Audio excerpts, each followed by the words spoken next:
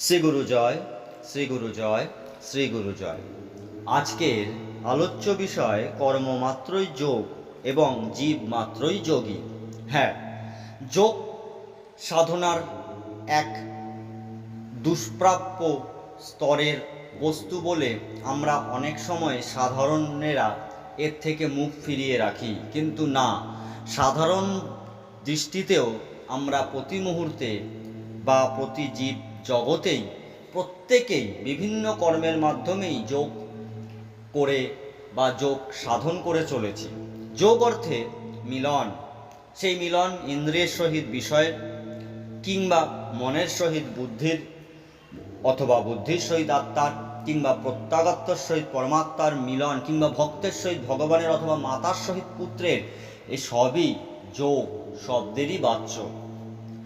যোগশাস্ত্রে 8টি যোগাঙ্কের নাম উল্লেখ আছে: যম, নিয়ম, আসন, প্রাণায়াম, প্রত্যাহার, ধারণা, ধ্যান এবং সমাধি।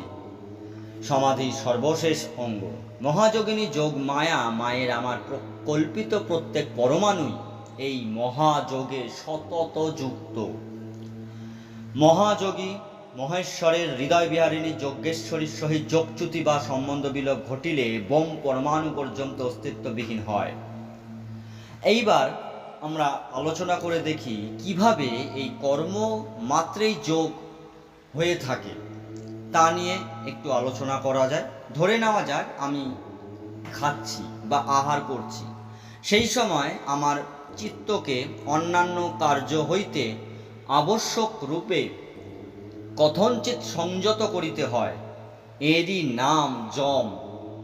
আহার করতে হলে হস্ত অর্থাৎ হাত, পা প্রক্ষালন, অন্নাদির যথাস্থানে সংস্থাপন ইত্যাদি কতগুলি আবশ্যক নিয়ম অবলম্বন করিতে হয়।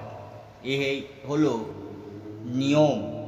যেরূপভাবে উপবিশন, যেরূপ বা বসলে আহার কার্য মানে খাওয়া দাওয়া সুসম্পন্ন হয়, সেরূপ উপবেশনের নাম আসন। ধাবন কিংবা শয়নকালে যেরূপ অঙ্গস্থান করিতে হয়, সেরূপ করিলে আহার কার্য সুসম্পন্ন হয় না। অর্থাৎ আমরা যদি ঘুমিয়ে যেভাবে যে ভঙ্গিতে আমরা ঘুমাই, সে ভঙ্গিতে আহার করলে তা সুসম্পন্ন হয় না। খাওয়া দাওয়ার জন্য আমাদের নির্দিষ্টভাবে আসন করতে হয়। তো তারপরে আসে প্রাণায়াম, অর্থাৎ প্রাণের আয়াম অর্থাৎ বিস্তার। প্রাণায়াম তত্ত্ব আমরা পরে বলছি। সাধারণত প্রাণায়াম বলিলে শ্বাস প্রশ্বাসের সংযমকে বোঝায়। বিভিন্ন কার্যের অনুষ্ঠানে আমাদের শ্বাসের গতি পরিমাপ তারতম্য হয়। একটু আমরা যদি লক্ষ্য করি বুঝতে পারবো। যে কার্যের প্রাণের প্রসার হয়, সেই কার্যের অনুষ্ঠানকালে শ্বাসের গতি মৃদুভাবে নিষ্পন্ন হয়, অর্থাৎ হালকা। আর যে কার্যে প্রাণ সংকুচিত হইয়া পড়ে, সেই কার্যে অনুষ্ঠানকালে শ্বাসের গতি তীব্র হয়। শ্বাস প্রশ্বাসের গতি হ্রাস বৃদ্ধি মনুষ্য মাত্রেরই লক্ষণ, কিন্তু প্রাণায়াম সাধকগণের প্রণিধানযোগ্য। কোন কার্যে প্রাণ কি পরিমাণ আয়াম বা সংকোচ লাভ করে, তাহা লক্ষ্য করিয়াই পূর্বাচার্যগণ পুণ্য, পাপ ও বিধিনিষেধের ব্যবস্থা করিয়াছিলেন।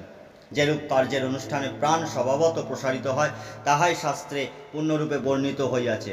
উহা বিধি নির্দিষ্ট কর্ম। আর যে কার্যের অনুষ্ঠানে প্রাণ সংকুচিত হইয়া পড়ে, উহাই শাস্ত্রকারগণ পাপ কার্যরূপে বর্ণনা করিয়াছে। ইহাই নিষেধ বিধানের অন্তর্গত বা নিষিদ্ধ। পাপ, পুণ্য এবং বিধিনিষেধের এই প্রাণায়াম তত্ত্বের উপর প্রতিষ্ঠিত। যাহা হোক, সে অন্য কথা।